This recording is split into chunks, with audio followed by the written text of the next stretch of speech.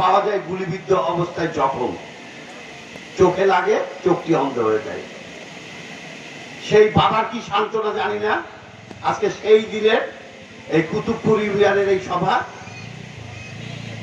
আজকে সভার সভাপতি, চুয়াডাঙ্গার জনগণের নেতা এবং চুয়াডাঙ্গার বিএনপির একমাত্র কাণ্ডারি, যে চুয়াডাঙ্গার বিএনপি ধসে পড়া বিএনপিকে টেনে তুলে আজকে জনগণের সামনে দাঁড় করিয়েছে।